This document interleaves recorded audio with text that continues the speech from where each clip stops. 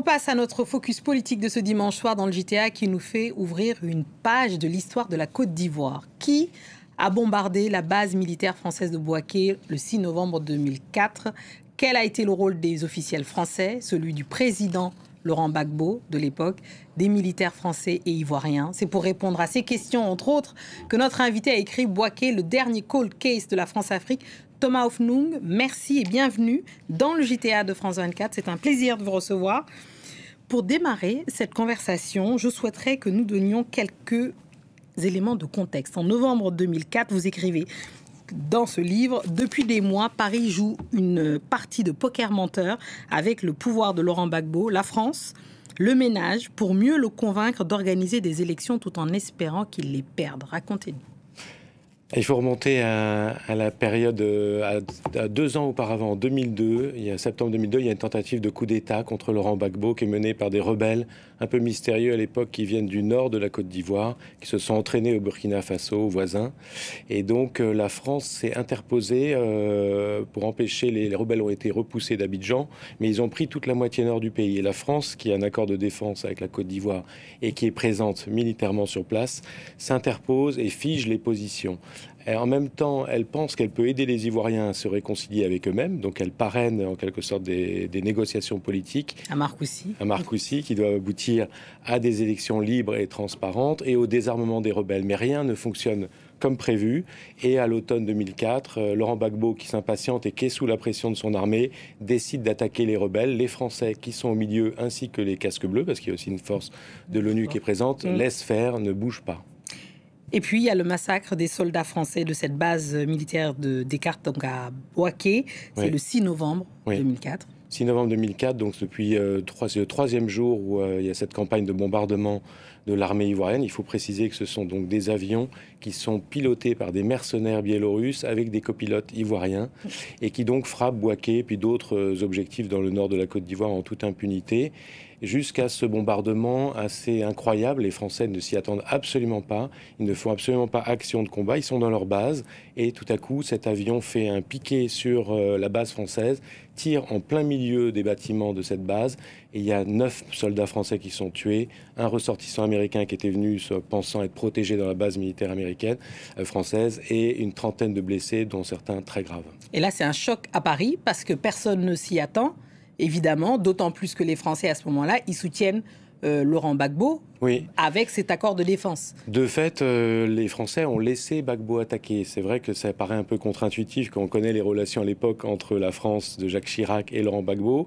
Mais les Français sont en quelque sorte coincés, voient bien que les accords de Marcoussis ne fonctionnent pas, que le processus politique est au point mort. Ils sont dans l'impasse. Donc, ils voient que Laurent Gbagbo veut attaquer. Par ailleurs, c'est un pays souverain. Il n'y a pas à l'époque d'embargo sur les armes. Donc, ils se disent, on laisse Gbagbo attaquer, on verra bien ce qu'il en ressort. Donc, les Français ne s'attendent absolument pas à être frappés lors de cette campagne de bombardement. Et la riposte française est assez incroyable parce que dans l'heure qui suit, les avions impliqués dans le bombardement sont détruits. Et ensuite, Jacques Chirac donne l'ordre de détruire toute la flotte militaire de Laurent Gbagbo. Et alors, ce qui est intéressant dans votre livre, là où vous nous faites vivre les instants, tous les moments et tous les actes, ce sont évidemment les acteurs de cette époque-là. On pense au général Poncet, parce que vous dites dans le livre que finalement les militaires français auraient abattu ces 2 Sukhoi, justement, à Yamoussoukro de l'armée ivoirienne, avant même d'avoir eu le feu vert de l'exécutif. Et vous nous expliquez le caractère, ça tient peut-être aussi du caractère et du vécu du fameux général Poncet. Général Poncet, quand il est nommé à la tête de la Force Licorne, qui est l'opération française en Côte d'Ivoire, ça suscite tout de suite beaucoup de commentaires dans la presse ivoirienne parce qu'il a dirigé les forces spéciales françaises et il s'est occupé de l'évacuation des Français et des Européens au tout début du génocide au Rwanda. Vu son profil, on se dit, puis il a la réputation d'être un dur, on se dit si Paris nomme un commandant comme ça à la tête de la Force Licorne, c'est que il va se passer quelque chose. Enfin, vous voyez, on est un peu dans cette paranoïa que je décris dans le livre. Et donc, le général Poncet, effectivement, c'est quelqu'un qui sait manager des équipes et dans situation de crise. Et là, quand ces événements éclatent, il est en première ligne et ce que je raconte dans le livre, c'est qu'il prend les commandes. Et je crois effectivement, et je l'explique vraiment en montrant bien la chronologie, que les 2 avions impliqués dans le bombardement sont détruits. C'est les militaires qui décident de les détruire avant même que Jacques Chirac ne soit véritablement prévenu. Mais comme Jacques Chirac, depuis le début des opérations, était contre ces bombardements et demandait à ses proches comment on pouvait bloquer Gbagbo, d'une certaine manière, ils se sont dit qu'ils auraient l'aval du président. Mais le fait est qu'ils n'ont pas demandé au président, ils ont détruit les 2 avions, et c'est après coup que le président Chirac a ordonné la destruction de l'ensemble des moyens aériens de Gbagbo. C'est très, oui, vous l'expliquez, contre-intuitif par moment, et on comprend le flottement, vous décrivez cette paranoïa. Vous dites carrément que le bombardement de Bouaké a marqué un tournant dans les relations entre la France et la Côte d'Ivoire. En quoi ?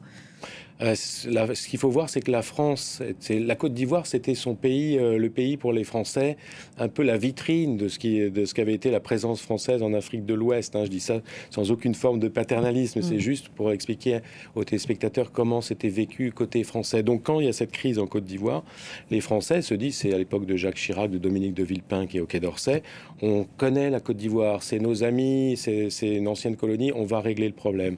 Ça tourne très mal. Et les Français se retrouvent frappés au cœur.